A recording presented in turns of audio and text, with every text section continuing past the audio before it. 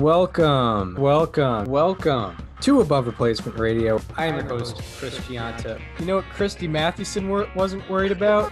SIERA.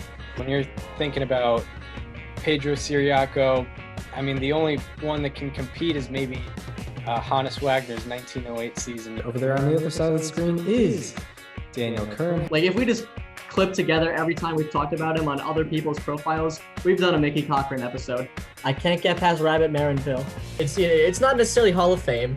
It's not necessarily above average, but we can guarantee you we are better than just the standard replacement level college sophomore. And welcome to Above Replacement Radio, where we're talking baseball Tuesdays and Thursdays. I am your host, Chris Gianta. Over there on the other side of the screen is Daniel Curran. How you doing, Daniel? Chris, it's been a long road for us here. Around this time last year, we were kind of just starting this history series. We didn't really think much of it. It was kind of just a filler, for the pandemic. But here we are now with subject number 60 out of 60. We're going to finish it off tonight and right in time for opening day. Yeah. Podcast released right on opening day, and it marks pretty much the end of our off-season talk because, we did MLB news, we did history all done after today. Yeah. So we can get right into our last subject, the 2002 Anaheim Angels. Here we go. So going into the 2002 season, the Angels were in a bit of a tough spot. They finished 75-87 in 2001, which was good for third in the AL West. Keep in mind the AL West was only 4 teams at the time, so they were second to last. They were 41 games out of the division. That's what'll happen when the 116 Mariners are up above you. And they made a couple moves over the offseason. They traded Mo Vaughn to the Mets for Kevin Appier, a starting pitcher. They also signed another starting pitcher in Aaron Seeley. And as Seattle and Oakland had both reached the playoffs in 2001, the Angels were supposed to be in the shadows of those two teams, and rightfully so. I mean, I know the A's had lost a few people, but, they were still expected to do stuff. They had some very good pitchers. They had some hitters. And Seattle, I mean, what else do I need to say other than they won 116 games the year before? The Angels, they did a little something, though, off the field. They switched up their color scheme that season. If you think about the Angels, you think about the red jerseys, but before this, they had like the blue ones with like the pinstripes. It had if you look up, yeah, 2002 was the first year that they got rid of that scheme. Yeah, and I think they changed up logos as well. They did. It was they added the halo, I believe. So to start off the season, the Angels were par for the course.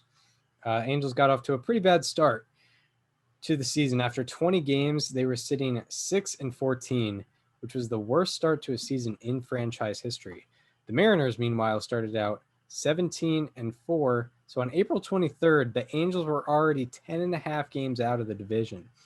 The problem wasn't difficult to spot. It was the Angels' offense, which was the problem. During these 20 games, they ranked last in the majors in home runs with 8, ISO with an .090, on-base percentage with a .286, slugging percentage with a .321, OPS with a .607, WOBA with a .270, weighted runs created plus with a .61, and FWAR with a negative .0.7. They were also last in the American League in runs scored with 73, RBI with 69, and offensive runs above average with negative 33.6. And before their next game against the great Seattle Mariners, manager Mike Scioscia held a team meeting beforehand. The Angels looked to use the words of their skipper as motivation. It truly was an important game. So before it, Scioscia held a meeting. I really told the guys, hey, we believe in you. We know your championship caliber. Look yourself in the mirror and say, what you are capable of doing. Start believing in what you can do as an individual and what your teammates can do. He stayed nice, even keeled, and was just, hey, we got to pick it up another level, and the guys just responded to him. Kennedy goes, and it's stroked up the middle for a base hit. Ground ball into right field, past Olerud. Fastball drilled into left field, and the Angels lead 2-0. Bases loaded for the Angels with 1 out. Spezio trying to cash in. And the 1-1 delivery is hit hard and fair right down the first base line. It's into right field. Ichiro's over to get it. 1 run is in. Here comes Troy Gloss. He's going to score. The Angels lead 5-0 here in the first inning. It was just 1 win. So the Angels respond to Mike Scioscia's motivational speech, rather, and they get off to they start playing a little bit better. Yeah, so let's get into that turnaround. The Mariners, the Angels won that game against the Mariners by a score of 10-6. So that started off a big streak for the Angels. 2 games later, the Angels won their 3rd straight game, backed by a grand slam by their shortstop, David Eckstein. And the next day, the game went into the 14th inning, and the Blue Jays scored the go-ahead run in the top of the 11th to make it, or the top of the 14th to make it 5-4. And in the bottom of the 14th, Eckstein came up with the bases loaded. Ball and 1 strike. Here it comes. And he swings and lifts a high fly ball to deep left field. That one is out of here! Back-to-back ball games.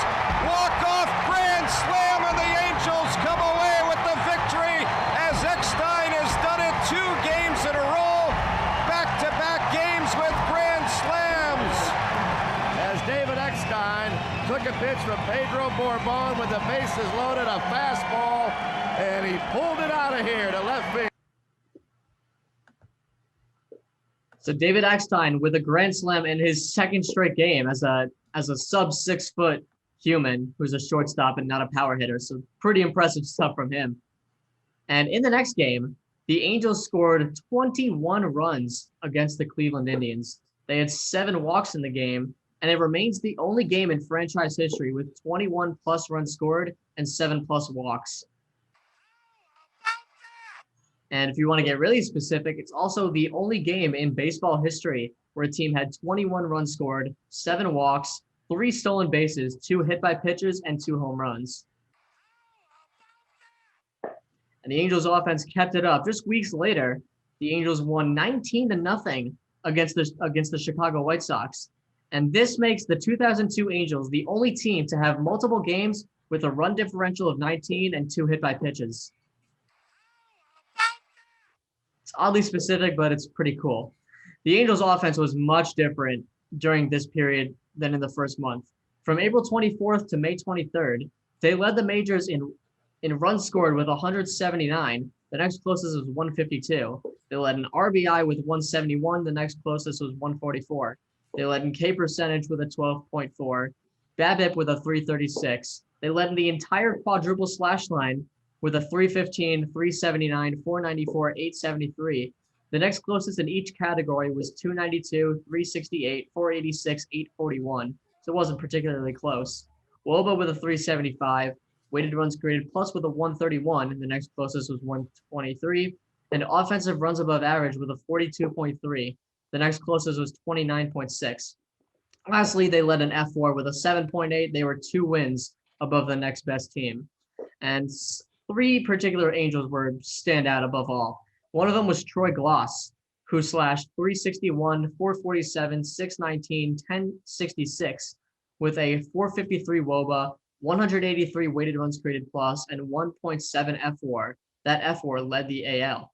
Also, Brad Fulmer, their DH, slashed 377, 429, 688, 1117 with a 471 WOBA, 195 weighted runs created plus, and all those stats I just listed, except for average and OBP, led the American League. Lastly, Tim Salmon slashed 308, 446, 628, 1074 for a 321 ISO that led the American League. He also had a 444 WOBA and 177 weighted runs created plus. So after all this, the Angels were now 27-17 on the season, just a game and a half back. They made up 9 games in the division within a month. Very impressive from Anaheim. And on June 5th, and now we're in a segment of the Angel season where they're sticking to their winning ways. And on June 5th, the Angels played host to the Texas Rangers. Juan Gonzalez hit his 400th career home run in the second, but the Angels and Troy Glaus did everything they could to bury that headline. And the further Robert falls behind in the count, it takes away his strikeout pitch. Erstad does not go, and there goes Glaus to center field. Murray back. He leaps. The Angels win. Can you believe it?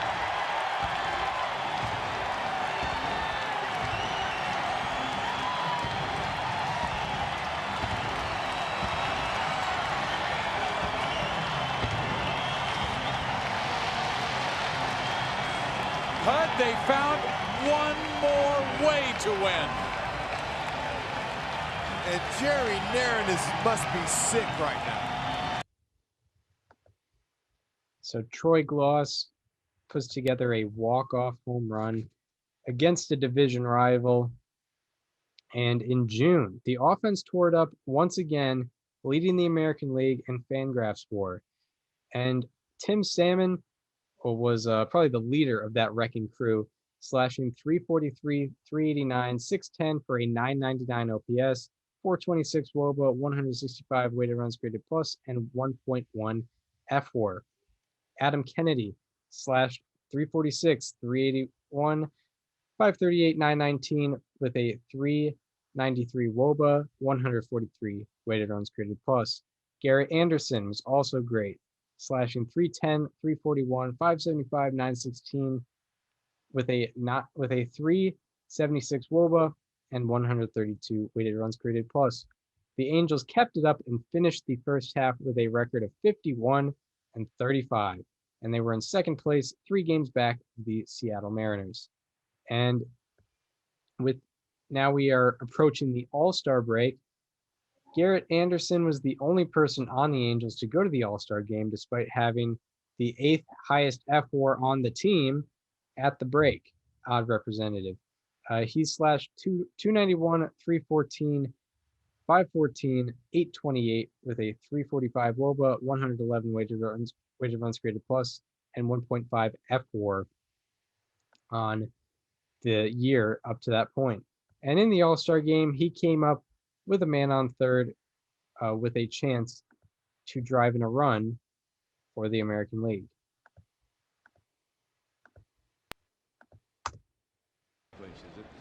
It's quite a thing. Runner at second, one out, and Garrett Anderson, the runner at third, bounces out to second, and that'll put a run on the board and make it a 2-run game, an RBI ground out for Garrett Anderson, and he's been knocking in runs all season. So Garrett Anderson, adding to his All-Star Game MVP resume with that one. Nice ground out to second, driving in Johnny Damon. I believe that was Johnny Damon. But now it's on to a second half surge from the Anaheim Angels. The Angels came out swinging in the second half, winning 12 of their first 18. And over this same time period, the Mariners went 9-9, putting the Angels and Mariners in a first-place tie in the AL West on July 29th. And moving into the next month, on August 12th, the Angels were 2 games behind the Mariners, and Anaheim had a hell of a month in August. They went 18-11 on the month, and this may sound like a broken record, but they were led by their offense. They led the majors in K percentage with 11.5%, BABIP with 329, average with 307, and FWAR by almost a full win, 7.1, next closest to 6.2. Adam Kennedy, all he did was hit 404 in the month of August, slashing 404, 430, 562, 992 for a 428 WOBA, 167 weighted runs created plus, and 1.3 FWAR. Also, Brad Fulmer slashed 282, 371, 551, 922 for a 389 WOBA and 141 weighted runs created plus. The pitching also doing a part. They had the 3rd highest FWAR in the majors during the month with a 5.0. And one of the big pitchers was Kevin Appier, who they acquired in the offseason, who went 4-1 with a 2.13 ERA in the month of August. And even better news, the Mariners went 13-15 in that month. So you'd think that the Angels would be in first, but something else was happening in the American League West. And if you're a baseball fan, you know exactly what it is. But if you're not, the Oakland A's finished the month of August riding a 17-game win streak. They had taken over the division lead and were 3.5 games above the Angels to start the month of September. And on September 9th, the Moneyball A's went into Anaheim for a 4-game set. After the A's took the first game, the Angels were down 3 in the division. The Angels came back and won the next 2, and in the final game of the series, Scott Spiezio looked to help his team recover from a blown save and take the series. Stretch by Koch. Scott with a drive to right field. Racing back Burns. This game is over. The Angels win. The Angels have defeated the A's 3 out of 4. We are all tied up in the American League West. So Scott Spiezio with a walk-off off that wall in right field. The Angels take 3 out of 4 from the A's in that series. And the Angels were going on a run of their own during the Moneyball stretch, or for the back end of it at least. From August 29th until September 17th, Anaheim won 17 out of 19, including a 10-game win streak of their own. And both their offense and defense were hot. The offense led the majors in K percentage with a 13.1, average with a 289, weighted runs created plus with a 123, offensive rating with a 22.0, and FWAR with a 4.9. As for some players, Adam Kennedy slashed 377, 415, 656, 1071 for a 456 WOBA, 186 weighted runs created plus, and 1.1 FWAR during this time. David Eckstein slashed 408, 447, 474, and 921 with a 406 WOBA, 152 weighted runs created plus, and 1 FWAR. Garrett Anderson slashed 338, 371, 723, 1094 for a 445 WOBA and 178 weighted runs created plus. And lastly, Troy Glass slashed 254, 375, 593, 968 for a 408 WOBA and 153 weighted runs created plus.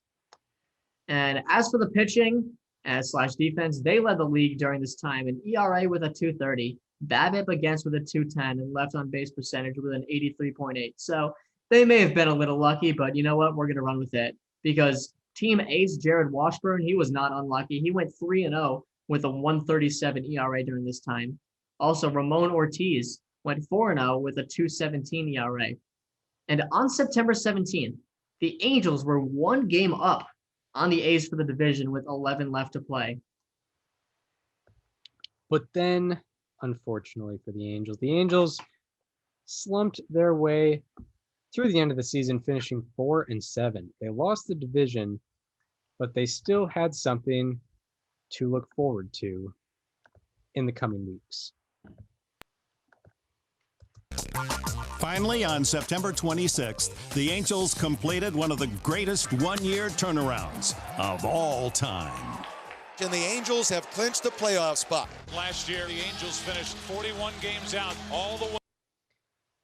So the Angels clinch the wild card spot, putting them into the tournament.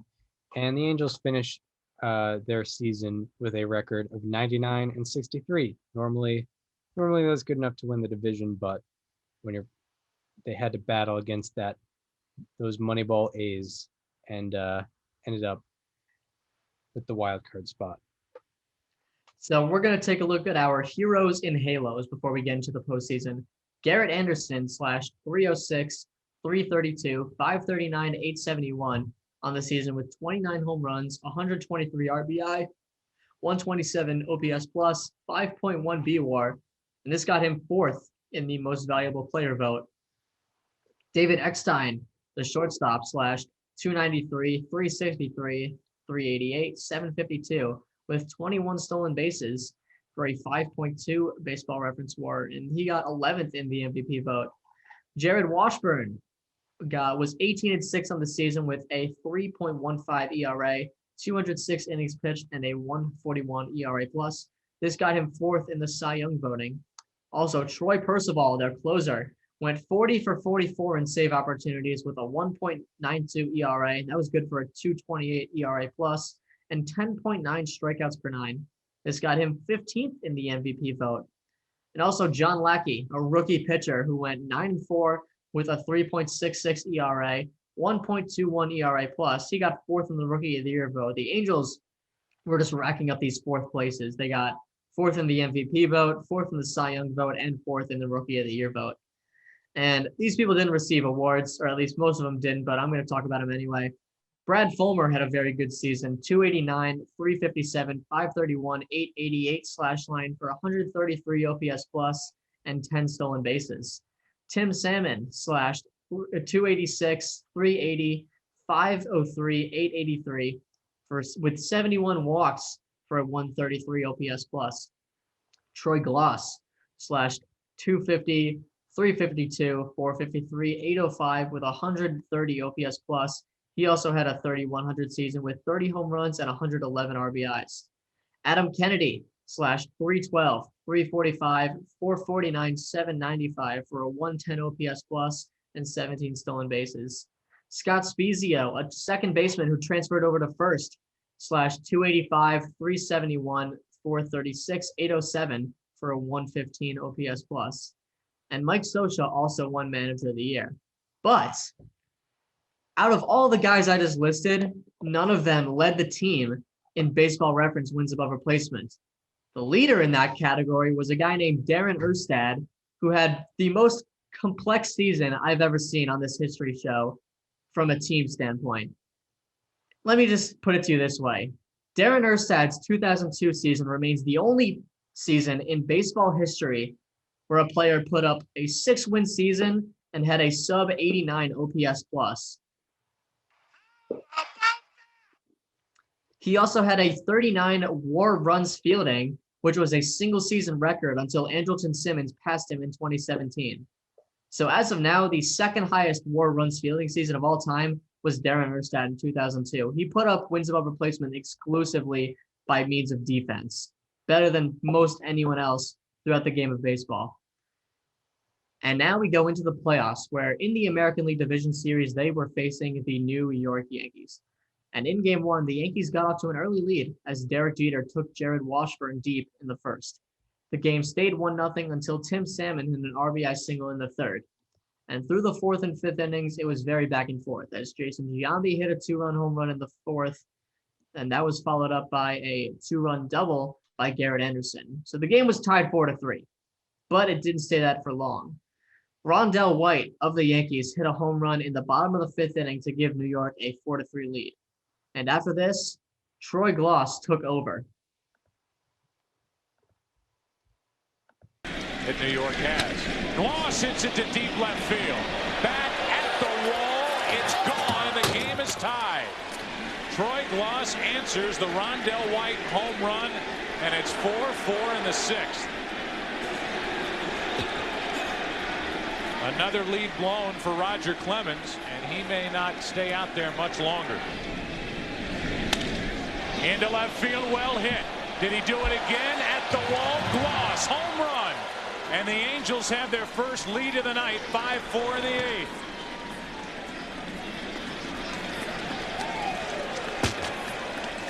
Mendoza, his second full inning of work, and he allows a lead-off home run to put the Angels on top.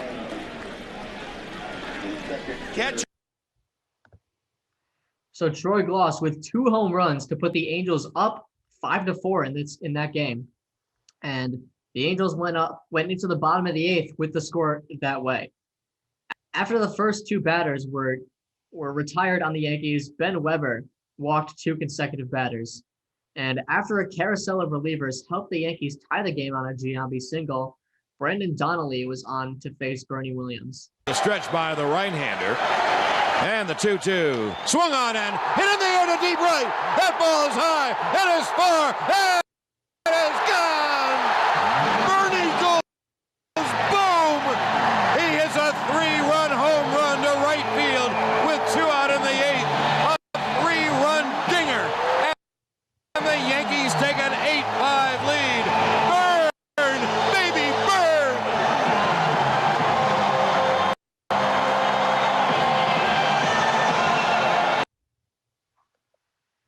So So Brandon Donnelly gives up a 3-run home run to Bernie Williams. That puts the Yankees up 8-5. They would go on to win by that score. So a really tough loss for the Angels to begin the postseason. And now they got a revenge for that in Game 2. And they got off to a quick start when Tim Salmon hit a first-inning home run. They looked to tack on to the second when Scott Spezio came up. Has not been brought up. That's ripped into left field. Got a chance at the wall. 2-0 Angels. Spezio, who has become deadly against left-handed pitching this year, goes deep and a line drive home run doubles the lead. Boy, did he jump on that high fastball just like Tim Salmon. So Scott Spezio hits a home run to make it 2-0, and this was followed up by back-to-back singles. And then Benji Gill had an RBI chance.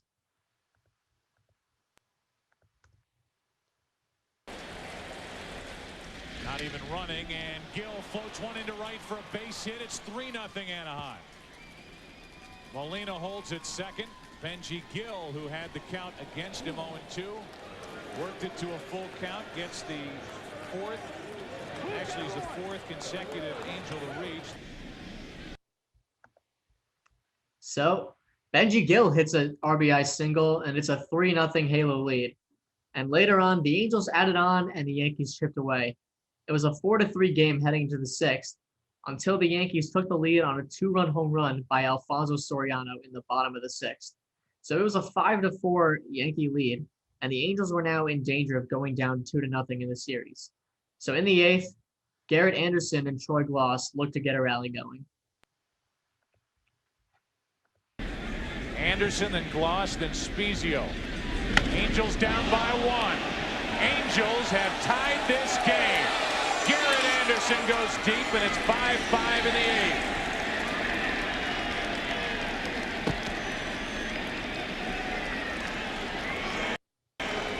A silent trot around the bases here at Yankee Stadium as Garrett Anderson hits a monstrous home run deep into the bleachers in right center field, and the lead for the Yankees and Hernandez is gone. Troy Gloss tied the game last night with a homer, and Anderson does it tonight. Way back.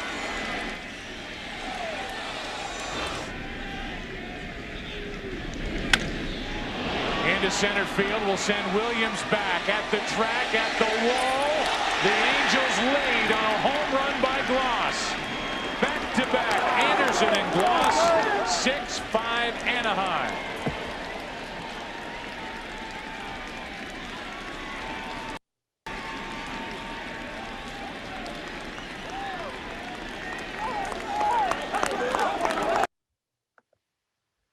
So Anderson and Gloss go back-to-back to start out the eighth inning and give Anaheim a lead. And after the Angels got 2 more runs, it was on Troy Percival to close it out.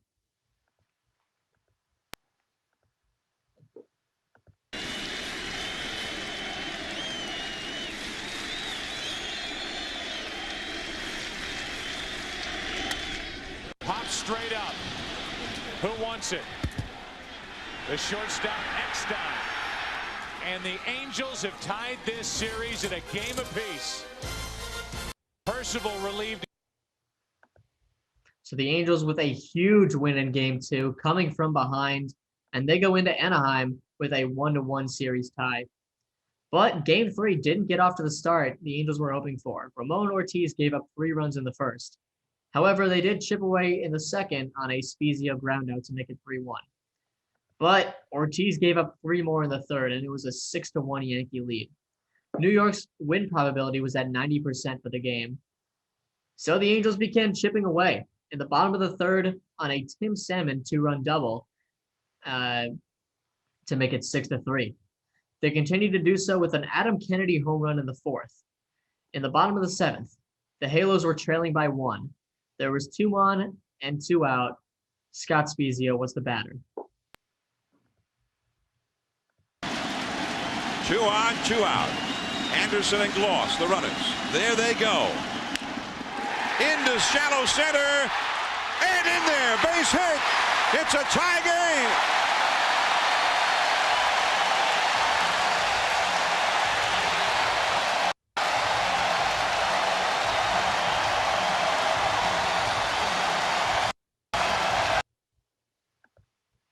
The Angels come all the way back and tie the game. It was 6-1. It is now 6-6.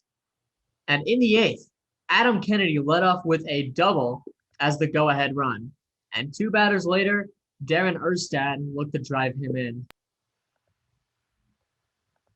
Garcia up in the bullpen. Curveball, base hit! And the Angels go ahead. Erstad to second, and he'll pull up there.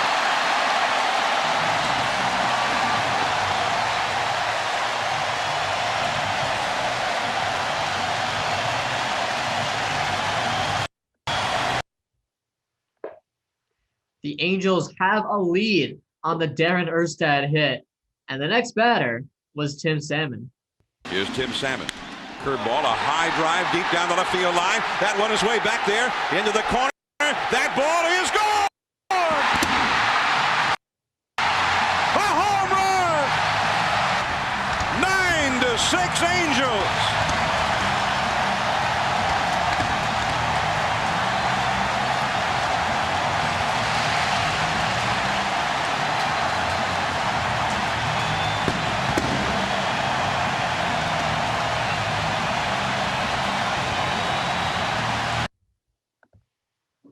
The Angels go up 9-6 with insurance on the Tim Salmon home run. They would win by that score, and they were now just 1 win away from the ALCS.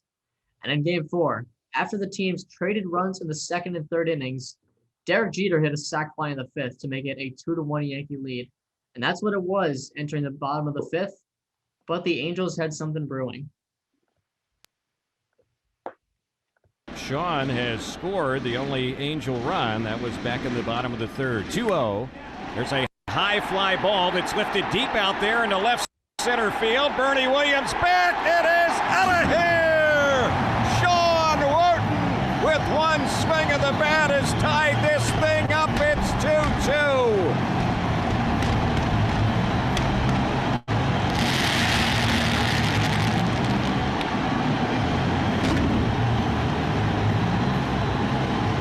Well set, 1-0 pitch on Erstad. He swings and lifts the ball in a shallow center field, not very deep at all. Soriano goes back, he can't make the catch. Everybody moves up, Angels take the lead.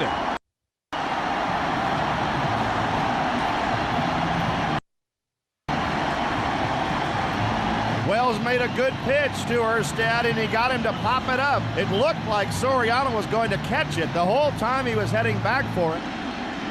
Looks at second, delivers the 1-1. That's a base hit in the left center field. Eckstein will score. Erstad moves to 3rd, and the Kingfish delivers. Angels are on top. It's 4-2. Chance to do some damage. The pitch. He swings and lines a ball into right center field. That'll drive in another run. Erstad scores. Salmon goes to 3rd, and the Halos lead at 5-2. 2 outs the pitch. There's a line drive base hit by Spezio. That'll plate Salmon. It's now 6-2. Once again, first ball swinging. It's almost as if the Angels know what David Wells is going to throw out there. And out comes his manager, Joe Torre. They're going to make a pitching change. A 5-run inning here in Game 4 of this ALDS. The pitch. That's a line shot by Soriano. That's a base hit. Being waved around and coming in is Garrett Anderson. It's a 7-2 Angels lead. Wooten with his 2nd hit and 2nd RBI in this inning. And the Angels still aren't finished here in the bottom of the 5th. Glorious history in postseason play. The pitch. There's a drive. Well hit into left field. Rivera going back. He can't catch it. The ball's off the wall. Going into 3rd, being waved around is Wooten. He'll score. And the Angels keep on tacking on runs. It's 9-2.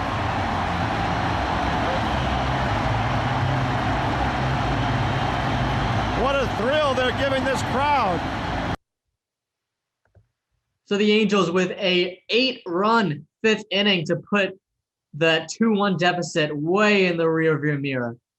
And in the ninth, it was on Troy Percival to send them to the American League Championship Series.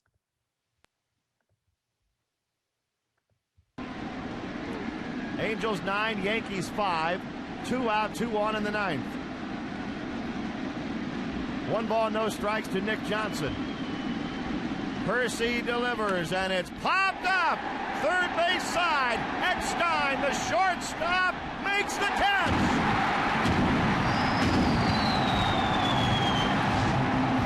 And here come the Angels swarming out of the dugout. The Anaheim Angels have knocked the American League champion New York Yankees out. The Angels are going on to the American League Championship Series. The Yankees are going home empty to New York. 9-5, the final score. Just another Halo victory.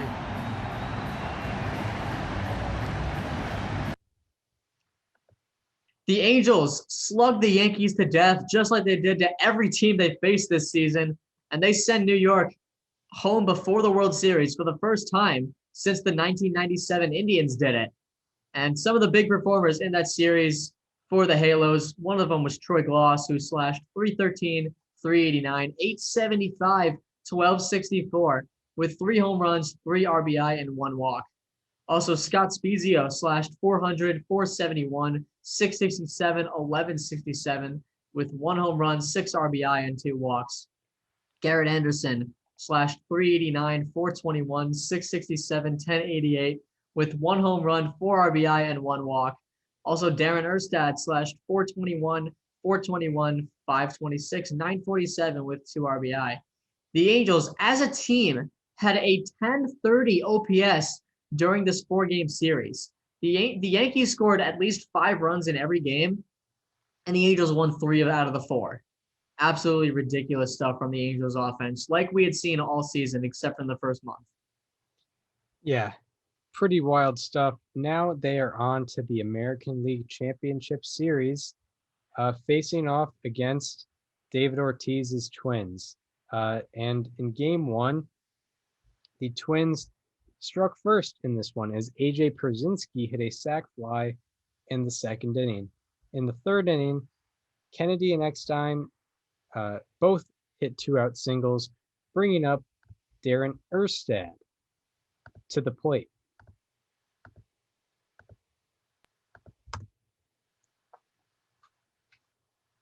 "2-0 on the ground for Guzman. He'll have to play to first, and it goes between his legs, and the game is tied. On to third goes Eckstein. Rivas never came over to cover the second base bag. And perhaps Guzman realized in the last second, Steve, he was going to have to go to first base. So a run scored there in a non-traditional fashion to make it a 1-1 ball game. But the Twins retook the lead in the 5th on a Corey Koski double, and that would do it for scoring on the day.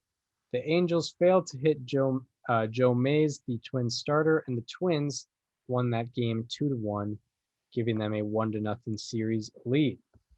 Then in game 2, with the Angels down in the series, Darren Erstad looked to make a quick statement for the Angels.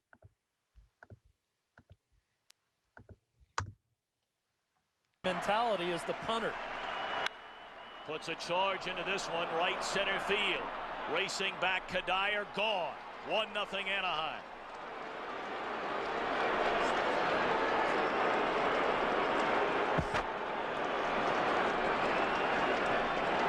Erstad hitting his first postseason home run. So the Angels go up 1-0 on a Darren Erstad home run. And in the 2nd, Troy Gloss and Brad Fulmer opened the inning with a double and a single. This gave Scott Spezio an RBI opportunity with no one out. And we apologize because the sound, we'll actually turn the sound off because the sound is ahead of the video. Oh, I started the video like behind or like ahead. So the sound is in it and the video is in it. All right, let's take a look at how this goes.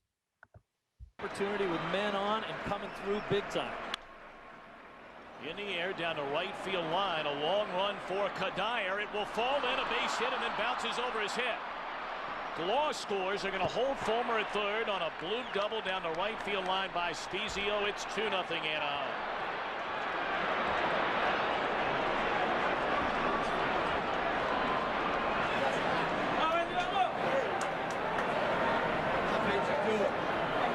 This is a ball.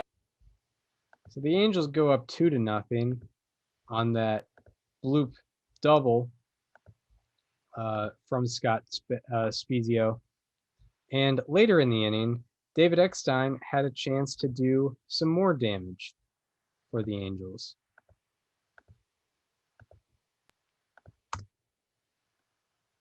Kennedy. And now they have Kennedy caught. Minkevich will now come to the plate. The throw there, and the runner is safe as the ball gets away. And on to third goes Kennedy. It looked like Minkevich, the Gold Glove winning first baseman, waited too long to come to the plate. And it's 3-0 Anaheim. I think Minkevich had a little bit of trouble setting his feet. He sees what's happening. Now he wants to make sure he just makes a good throw. It gets there in time, but Spezio's back. So Spezio gets caught, but it works out for the Angels as it's a 3-0 ball game now. And the Angels stole that run, and Eckstein later on in the at-bat hit an RBI single. And the Angels ended up winning game 2 by the score of 6-3. Now in game 3, with the series headed to Anaheim, after Jared Washburn was scoreless in the first 2 innings of game 3, Garrett Anderson led off the third for the Halos. And this ball handled right center field, and Anaheim leads 1-0.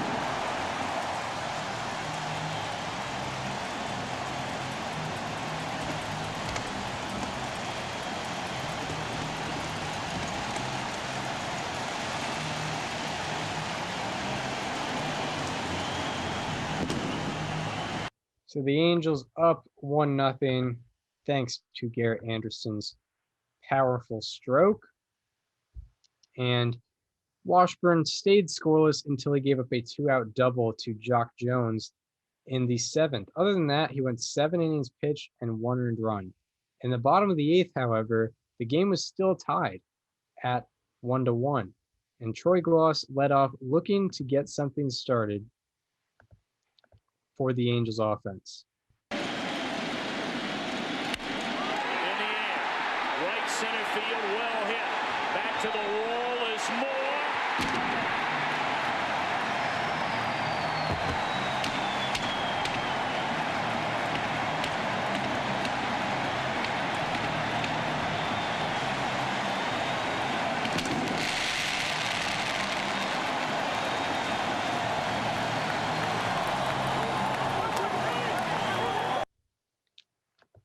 So Troy Gloss delivers the heroics, putting the Angels ahead by the score of 2-1.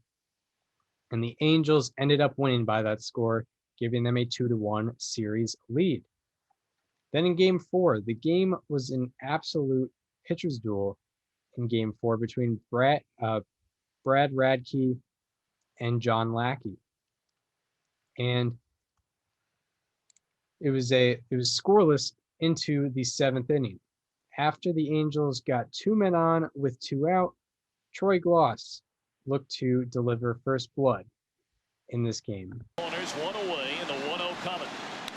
Line into left field, and Anaheim leads 1-0.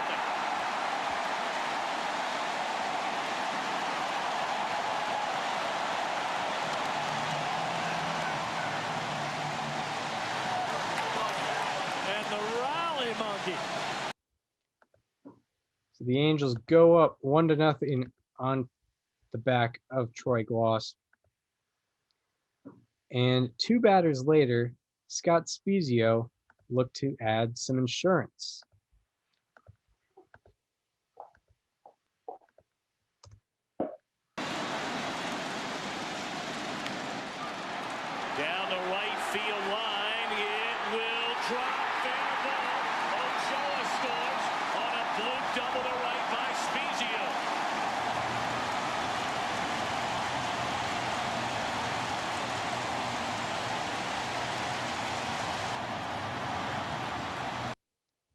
So Spezio with an RBI double to make it a 2-0 Angels lead.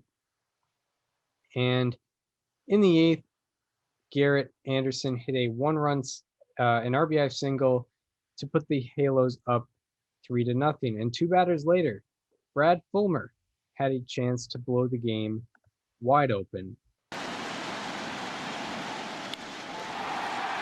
into right center field. Anderson scores. Gloss racing home. Throw to the plate. Slide. Shoot.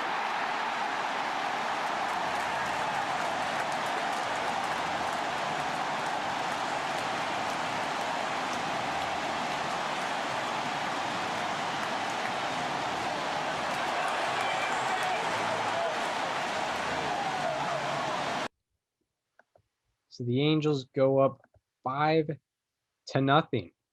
on the Twins, making it nearly unreachable for Minnesota. And another 2 batters later, Benji Molina looked to put the icing on the cake for Anaheim. Benji Molina, first pitch swinging, drives it to deep left center field. Hunter on the way, off the wall. 2 more will score. Molina on to second base. He's coming to third, and he will get there.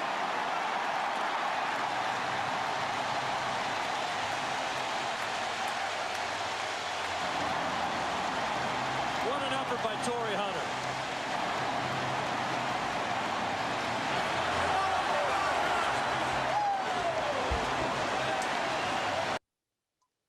So now it's a 7-0 lead. Chris, we've had countless how about that's on our show, but the most impressive thing will be the fact that we've covered 2 Benji Molina triples. Oh my God. Wow. Yeah.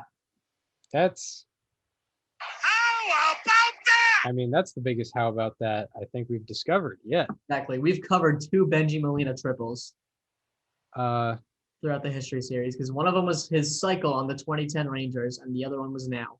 8 years apart too. And I wouldn't, if you said to me that those were his only 2 career triples, I actually just looked it up. He had 6, not counting that one because it was in the postseason, so probably 7. We've covered about 20% of Benji Molina's triples, and I'm honored. That's wild.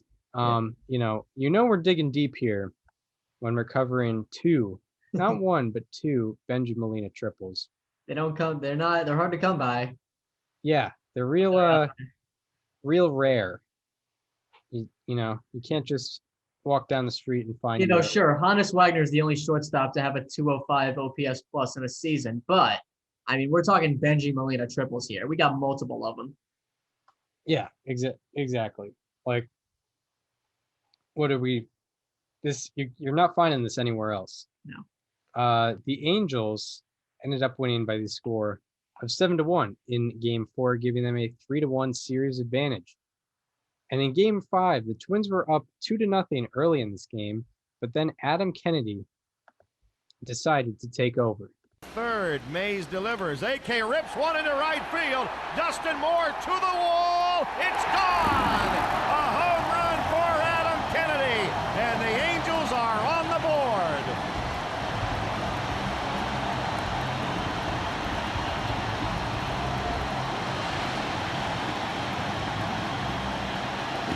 Pierzynski, and the 1-2 pitch. There's a high drive. It's lifted out there into right center field. That ball's well hit. It's out of here. It's a home run, the second one for Adam Kennedy, and the Angels go on top. It's 3-2.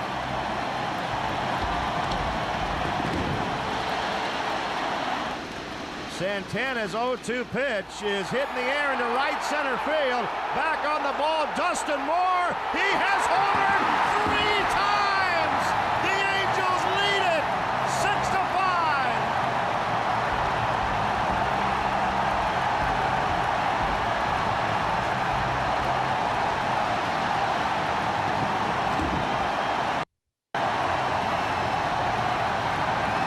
He couldn't get the bunt down, so he hit it out of the park.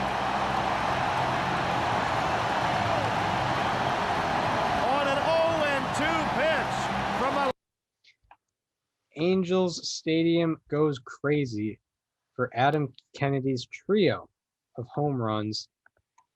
And Kennedy is the only player in American League postseason history with 4 hits, 3 home runs, and 5 RBI in one game. How about that? And backed by a 10-run 7th inning, the Angels were up 13-5. And with 1 out to go, it was all Troy Percival.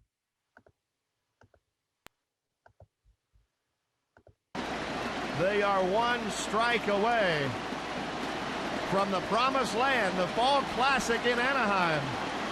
Percival leans in.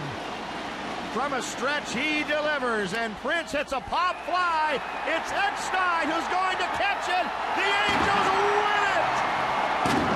And the Anaheim Angels are the 2002 American League champions for the first time in the history of the Angels. They're going to the World Series.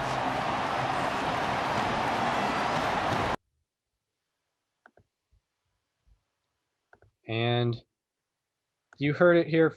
You heard it here, folks. This is David Ortiz's last game as a Minnesota Twin. Now, the Angels are American League champions heading to the World Series for their first time ever. And Adam Kennedy was the winner of ALCS MVP. He slashed 357, 1000 for a 1357 OPS with 3 home runs and 5 RBI. Brad Fulmer slashed 333, 750 for a 1083 OPS with a home run and 4 RBI. Scott Spezio slashed 353, 421, 647 for a 1068 OPS with a home run, 5 RBI, and 2 walks. Troy Gloss slashed 316, 381, 579 for a 960 OPS with a home run, 2 RBI, and 2 walks. And Darren Erstad, lastly, slashed 364, 364, 500, 864 with a home run and 2 RBI as well. And the team, as a unit, had a 2.45 ERA. Pretty good recipe for winning ball games. So now we are in the World Series, where the Angels are facing the San Francisco Giants in an all-California World Series. And in Game 1, the Giants took an early lead on home runs from, I don't know if you've heard of this guy, Barry Bonds and Reggie Sanders. In the second inning, then those 2 home runs happened in the second inning. And from there, Troy Gloss looked to carry the Angels back. And Gloss gets into one to left. At the wall, it's 2-1.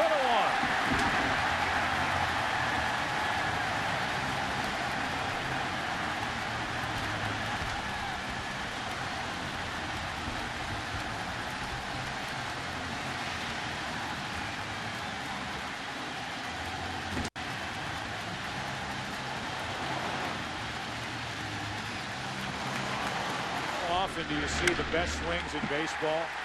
The prettiest swings are by left-handed batters. Troy Gloss has a pretty fluid, even swing for a right-handed batter this season. From the 6th inning on, that's driven deep by Gloss. It's a 2-run game.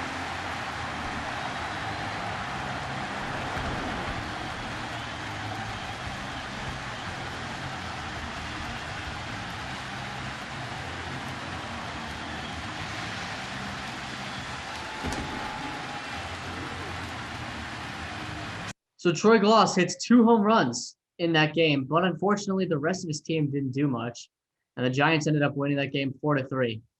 So for the 3rd straight series, the Angels had lost Game 1, and they wasted no time making a statement in Game 2.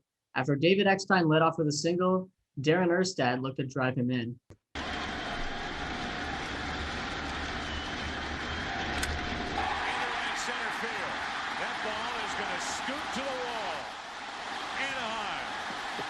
Leads it 1-0.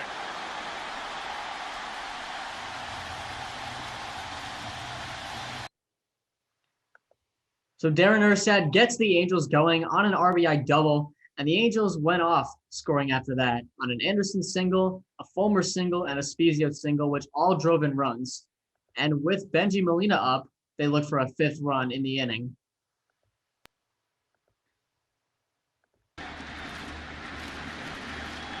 Spezio running, throw down, too high, to the plate. That's Fulmer, and it's 5-0. Two mistakes on Santiago's part. Once he makes the play, then the runner's going to make it to second base. So Brad Fulmer with probably the most uncontested steal of home you will ever see in Major League Baseball. And the Angels got a 5-run inning. The Giants began chipping away in the second by scoring 4, but Tim Salmon wasn't going to let them get any closer.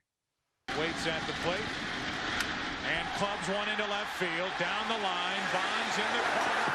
The wall, home run.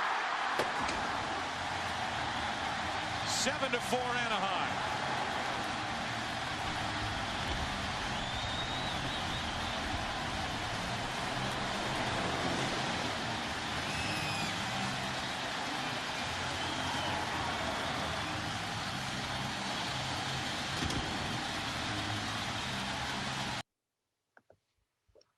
So Tim Salmon with a home run to make it 7-4. The Angels were up by 3, but that lead did not last.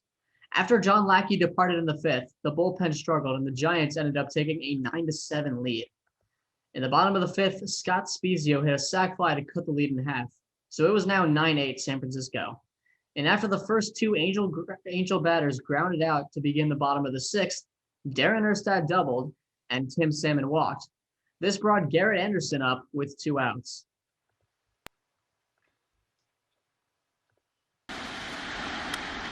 Base hit. Here comes Erstad. Here's the throw by Sanders. Cut off.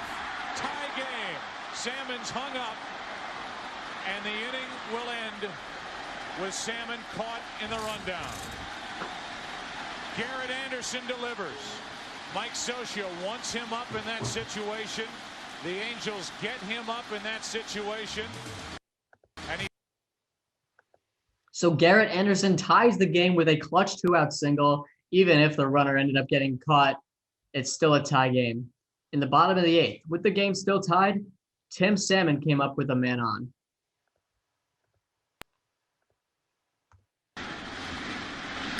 Salmon into deep left field. At the wall, the Angels are back on top.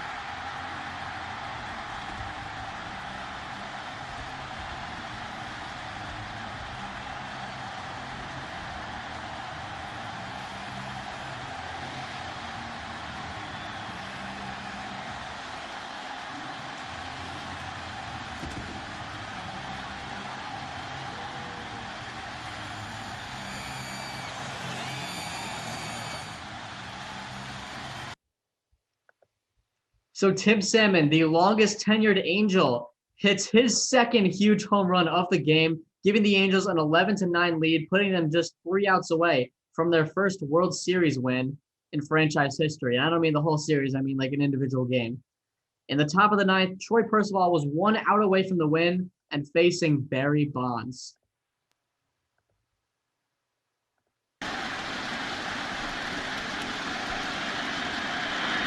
Ripped into right field.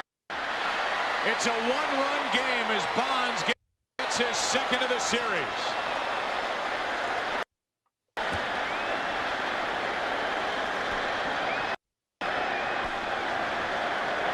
You could see Salmon saying in the dugout, that's the furthest ball I've ever seen hit. And it's an 11-10 Anaheim lead in the 9th. It's not the...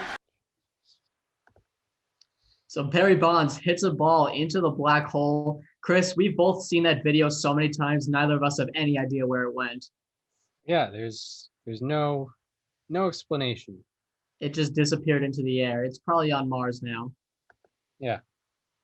So the next batter after Barry Bonds completely undressed Troy Percival was Benito Santiago. The Angels still 1 out away. from their first ever World Series victory. They're trying to tie up the 2002 series at a game apiece. Percy ready. Here comes the 2-1 pitch. It's popped up. That looks playable. Kennedy onto the outfield grass. He calls for it. He's got it. The Angels win the ball game, 11-10.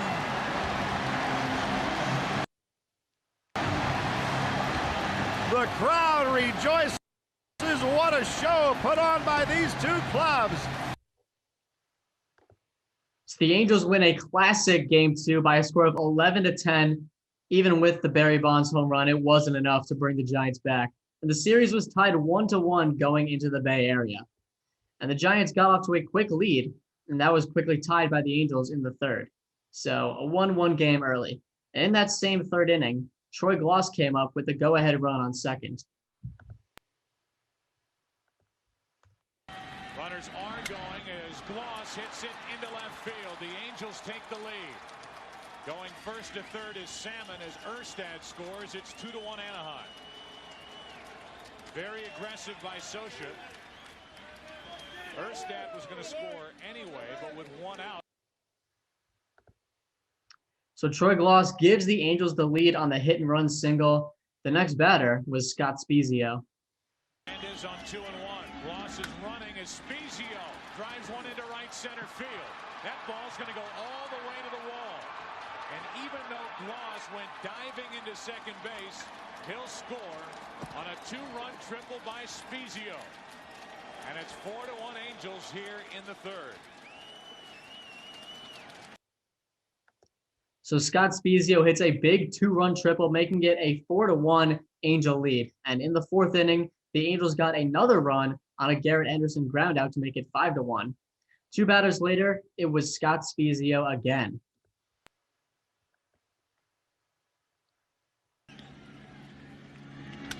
And hits one through the right side for another RBI hit. In to score is Salmon. Stopping at second is Gloss. And it's 6-1 Anaheim here in the fourth inning. Spiezio with a walk, a 2-run triple, and now a 2-out RBI single. So the Angels get yet another run on the Spiezio single. The next batter, which was Adam Kennedy, hit another RBI single to make it 7-1. And then Benji Molina looked to cap off the already great inning. There was a bad audio transfer here, so Benji Molina is going to single it over to right. That's going to drive in a run. Seems like it's going to be an 8-1 ball game for the Anaheim Angels. So Benji Molina with yet another RBI hit. The Angels go on to win that game 10-4, putting them 2 games up, up 2 games to 1 in the World Series. So now in Game 4, after the Angels were off to a quick 1-0 lead, Troy Gloss came up in the third, looking to extend that lead with a man on. 1 out, 1 on. Garrett Anderson at first base. Snow holding him on.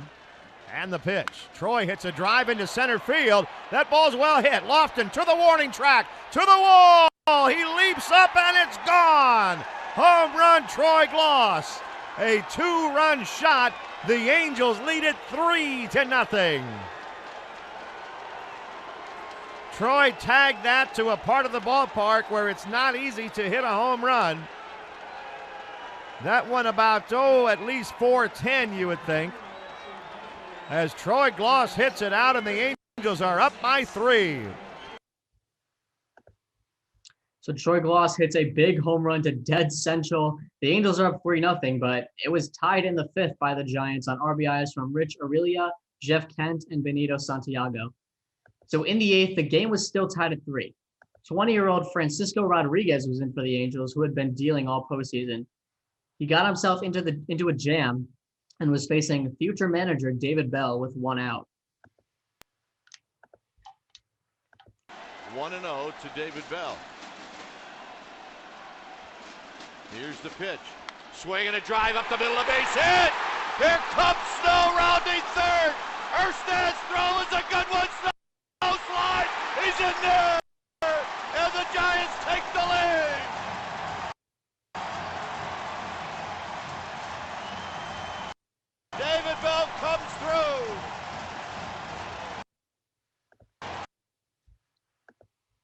So David Bell hits a 1-out go-ahead single for the Giants. That puts them up 4-3. They would go on to win by that exact score, tying up the series going into Game 5. We got a good one on our hands. And Game 5 wasn't exactly a good one. It got out of hand quickly as Jared Washburn gave up 3 runs in each of the first 2 innings. In the 5th, the Angels had started chipping away. After 2 runs were already in, Troy Glaus looked to add on.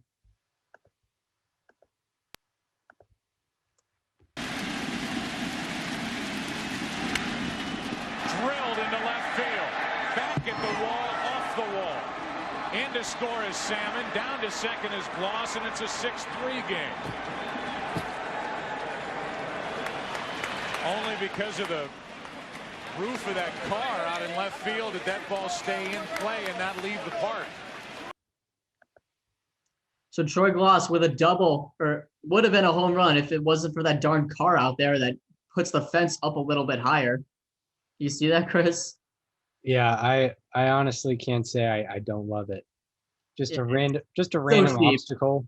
So there's that one little spot where it just dips up a little bit. Troy Glaus would have had a home run, but it really didn't make a difference. The Angels got another run to make it 6-4, but the Giants quickly got 2 of them back. And in the 7th, Kenny Lofton looked to put the game completely out of reach, even for the hard-hitting Angels. The 2-1. Ripped. Deep right field, Salmon back.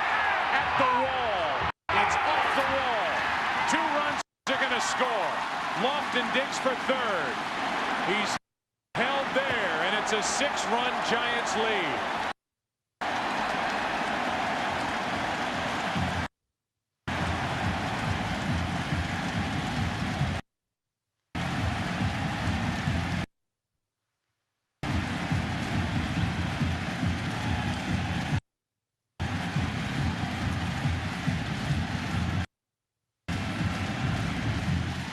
Thank goodness that JT Snow was aware.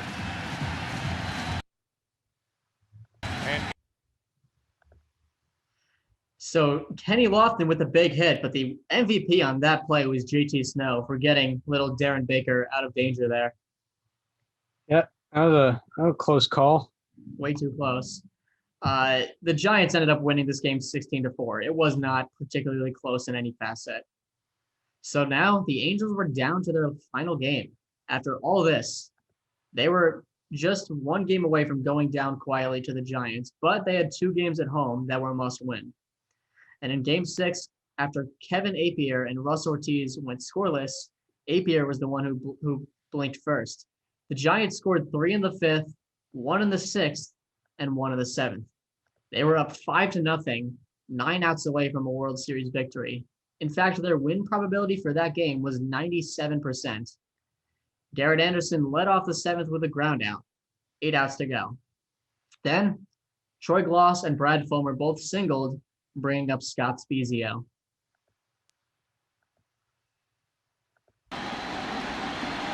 The count full to Spiezio, 3-2. Big pitch coming up. Rodriguez set. The 3-2 pitch is belted to right field. Back on it goes Sanders at the wall. He can't get it. Home run!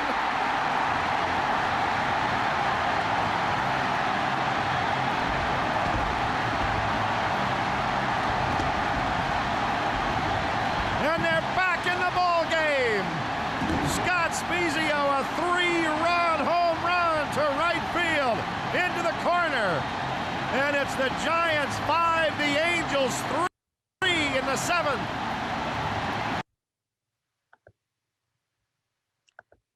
So Scott Spiezio with a 3-run home run, a huge 3-run home run at that, to only put the Angels down 2 and put them back in the game. Huge, but that was all they'd get in that inning. So they were still down 2 with 6 outs to go. After Brandon Donnelly threw a scoreless 8th, Darren Erstad led off the bottom of the inning. Smack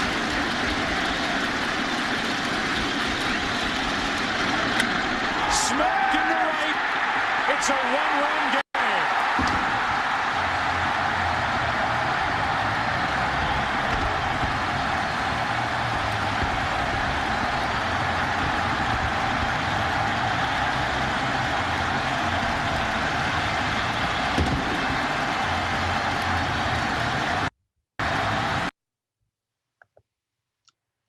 Darren Erstad with a huge hit leading off the inning for a one-run game, a home run at that. Tim Salmon followed it up with a single, as did Garrett Anderson. This put the tying run on second with Troy Gloss up. 2 balls and 1 strike to Troy Gloss. The Never Say Die Angels giving their fans a thrill down the stretch in the bottom of the 8th inning. 2 balls and 1 strike. Nen delivers, and it's belted left field in the gap. It's in there for a double. Here comes Biggins. Here comes Anderson. The Angels take the lead, 6-5.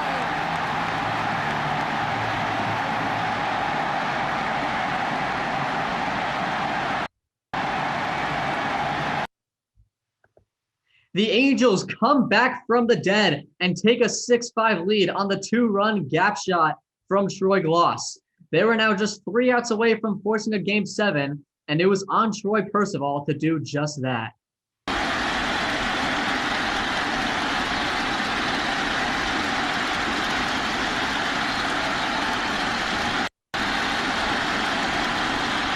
We'll see you tomorrow.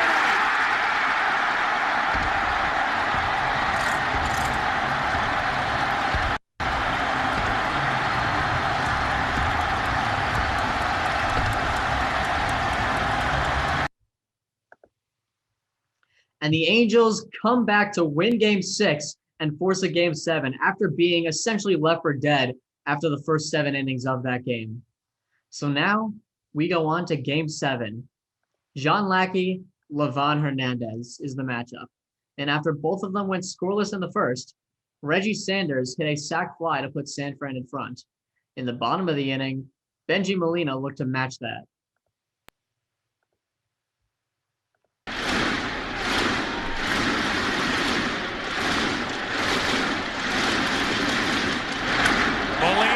Center field, well hit. Off the wall. Spezio coming home. Game 7 is tied.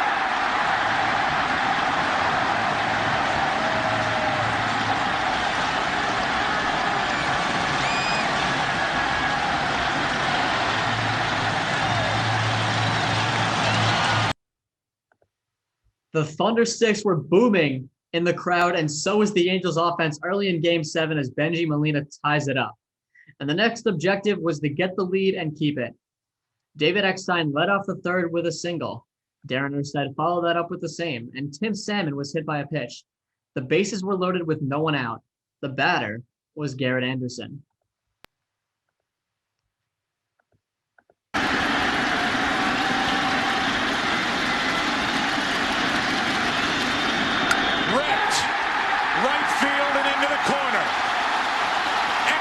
Scores. Erstad scores. Here's Salmon. 4-1.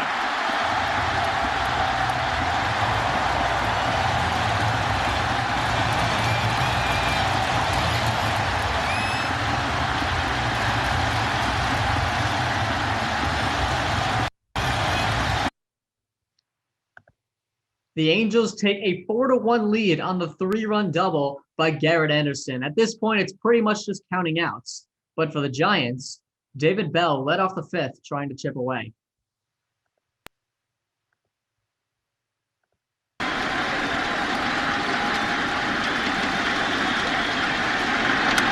Into left center field. Erstad coming on. Diving catch for the out. 1 out in the 5th.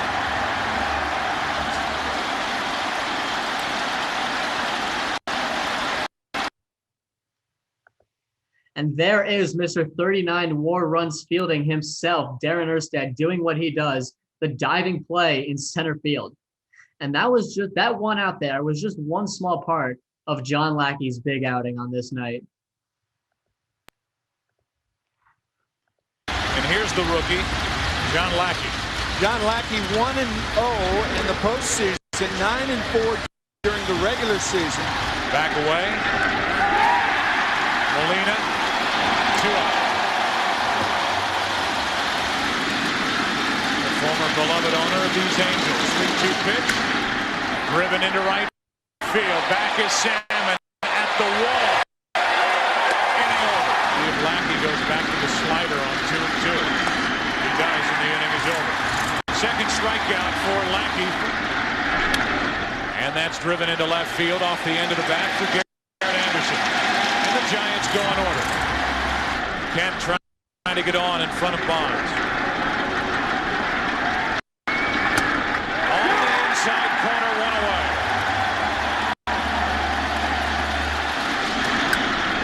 Popped up to the right side. Salmon. Inning over. Bases clear with one out. 2 out. Fourth strikeout for the rookie, John Lackey. Aurelia pops it into right. Salmon waits for it. And the rookie Lackey is through 5.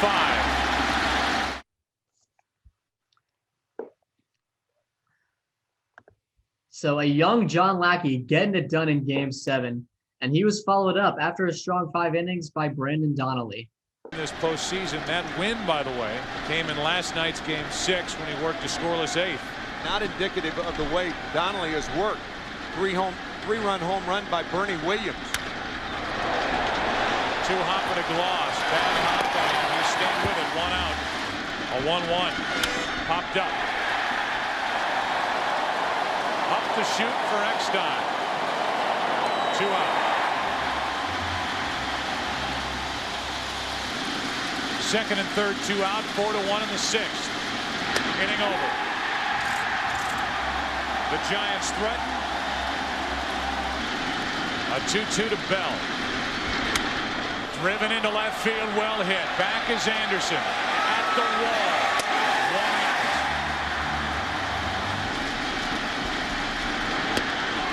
2 out. Second strikeout for Donnelly. Lofton 0 for 2 tonight with a walk. In the air, deep right center field. Erstad back.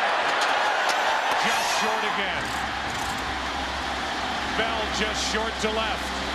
Lofton just short to right center. And so far, the Giants just short tonight. Time to stretch in Game 7. Still 4-1. So Brandon Donnelly gets through 2 strong innings, and the Angels were just 6 outs away. And it was up to K-Rod to build that bridge. Francisco Rodriguez. 5-1 in the postseason, an ERA of 2.04. 1 out.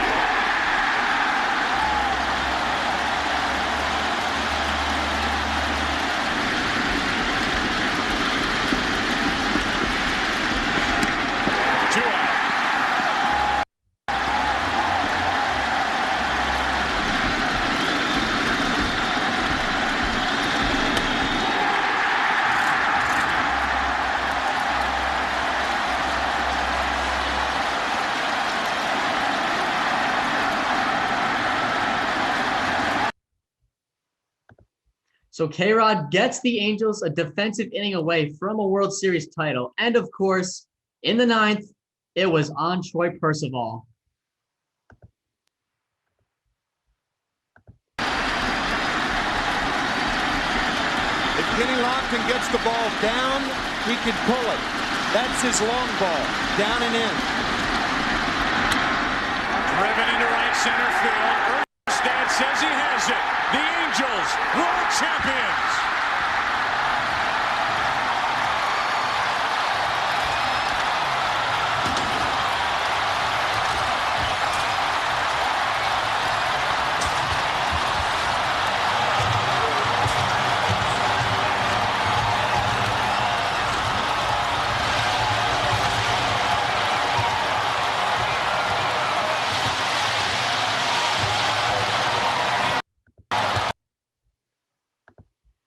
For the first time in franchise history, the Anaheim Angels are World Series champions. They take down the Giants in Game 7 after a great comeback in Game 6 and win their first franchise title.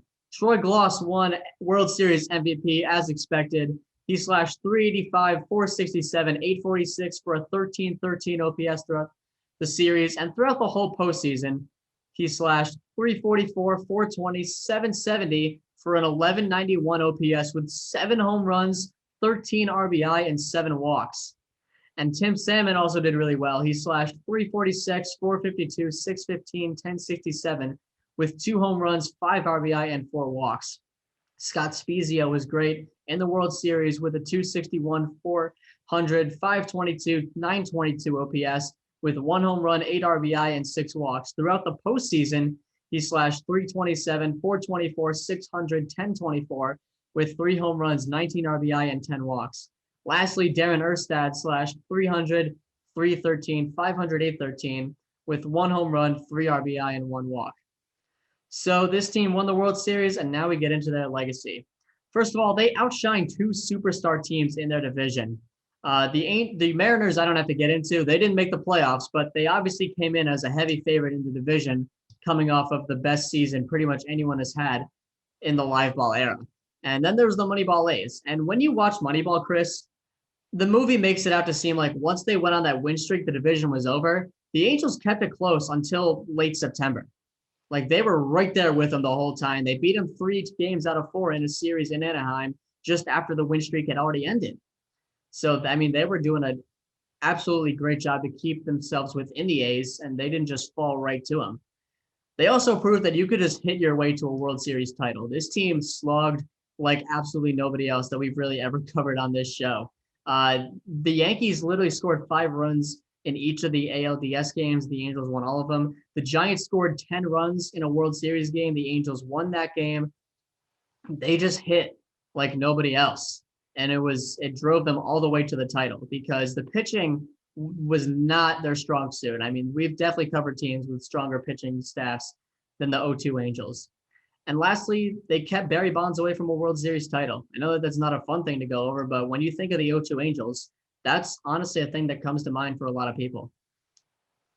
Yeah. The Angels, they were very close to losing in that game 6. And yeah, pretty surprising that they were able to come back. And yeah, I mean, a team that comes to mind comparing them compare them to in terms of, a history team we've covered is like the 1993 Blue Jays. That's exactly who I was going to say. I didn't want to bring them up, but I'm glad you did. They didn't have any like star pitching or anything. Just some guys that came up big, but yeah, it was all offense from the Halos. Exactly. Before we wrap this up, there's one last thing I will leave you with. I couldn't forget about the trick that this team had up their sleeve throughout the postseason and throughout Game 6. 5-0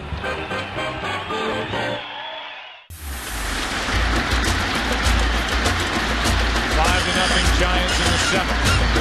18 comeback wins in the 7th inning or later to this postseason.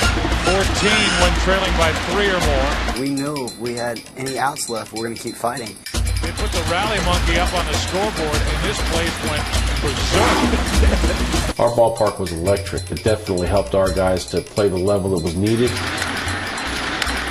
Base hit right field. 2 on, 1 out. I knew we needed to spark, and I knew we needed to run on the board. I don't know whether the monkey deserves all the credit. Rodriguez, the 3rd guy to ever appear in all of his team's games in a World Series that went 6 or more. He's been busy. Spezia 0 for 2 tonight.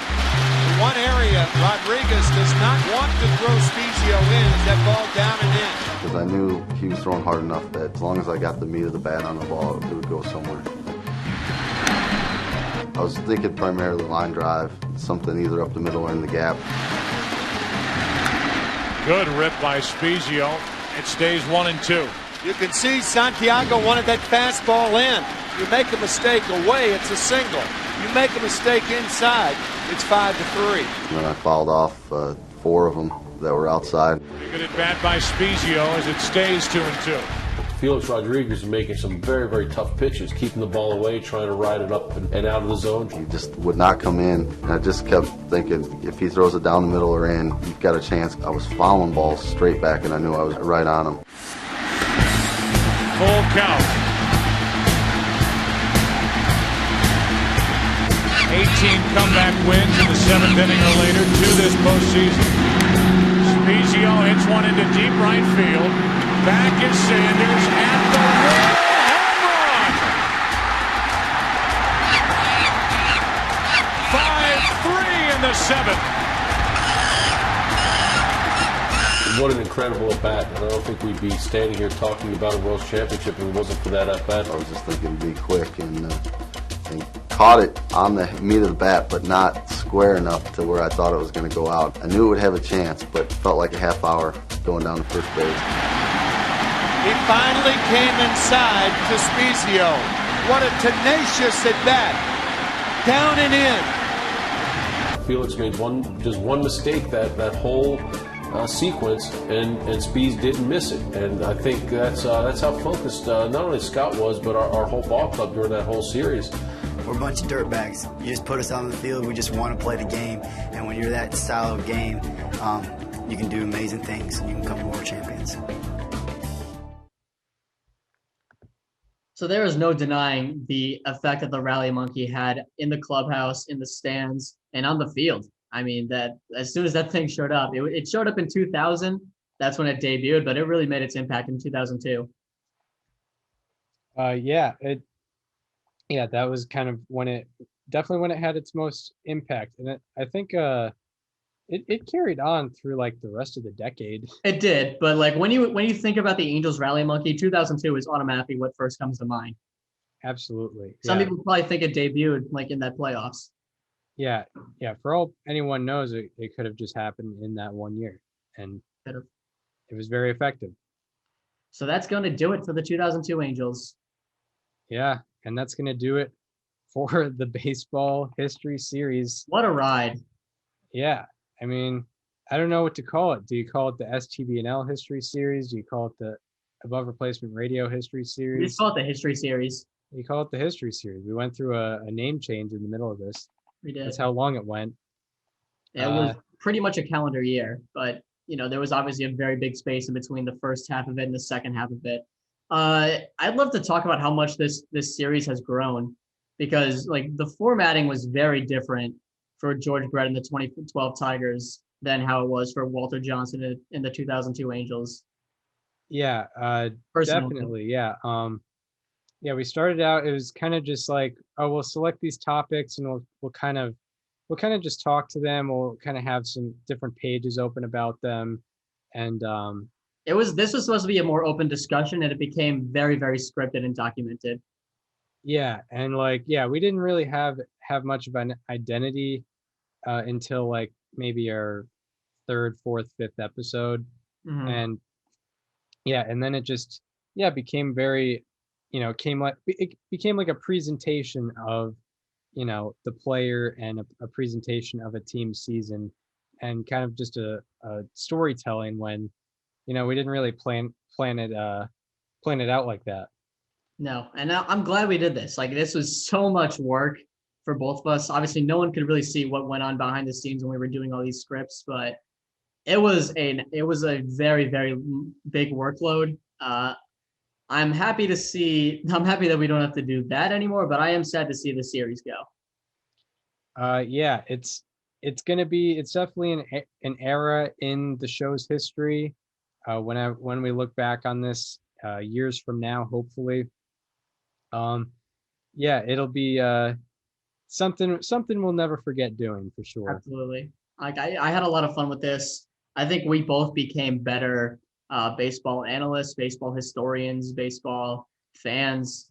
We became better at a lot of things because of this series. And I think I owe a lot of my baseball knowledge to the last year. Yeah, I mean, historically, for sure. Like, we didn't know who Al Simmons was last year. Yeah, Al Simmons, one of the overlooked all-time greats. Like his lifetime OPS was in like the mid 950s. Pretty insane. Yeah. Mickey Cochran just making a staple in every single episode that included like the 20s, 30s, or 40s, and even 50s because of Mickey Mantle. Yeah, just a a baseball man who inspired the nickname of a legend of the game, Mickey Mantle. Yeah.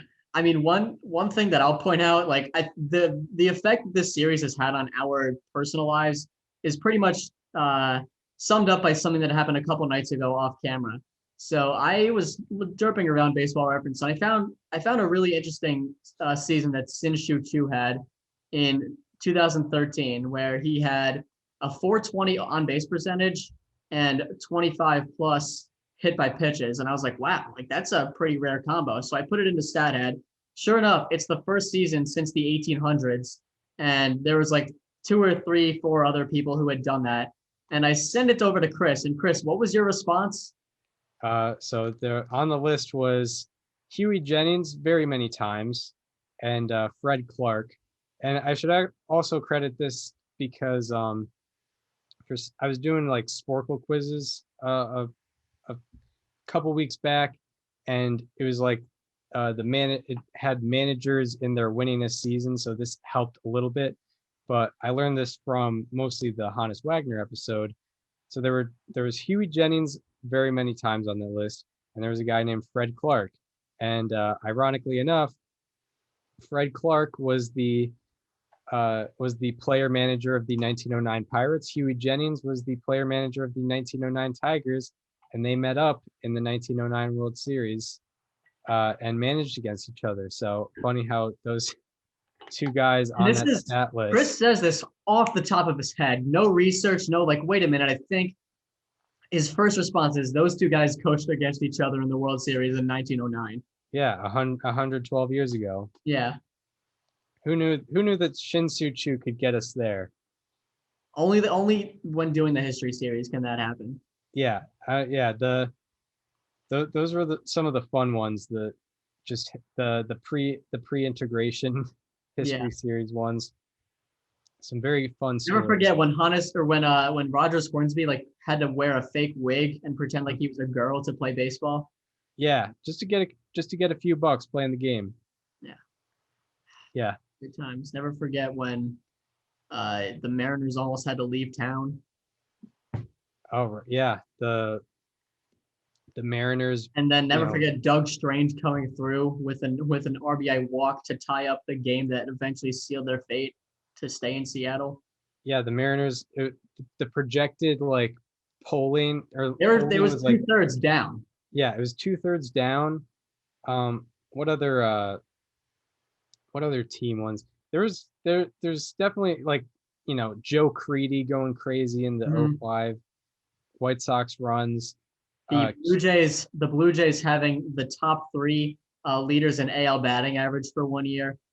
Yeah, that's true with Alomar, Molitor, and Olrud winning the title. That's right. Kent Herbeck just popping up in all different scenarios, having a great 1991. Yeah, Mike Mordecai becoming a household name. Yeah, Steve Finley appearing on the show 3 times.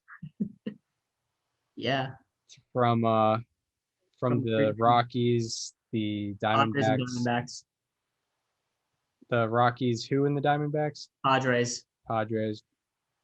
Yeah, some characters from the history series. Absolutely. And yeah, this episode puts a bow on it, and it's been almost a year since we posted the first one. Actually, I could go on YouTube right now and see when that first one was posted. Yeah, like I believe we recorded the best baseball stats to use episode, I think on April 3rd. Yeah. And then did this one a week later. I think we recorded it like April 10th, but I'm going to go back here. Yeah. And this was like the second podcast we ever posted. So around this time last year, we were set. We were making the list basically. Yeah. And now it's done. Yeah. Who would have known we would have actually finished this thing?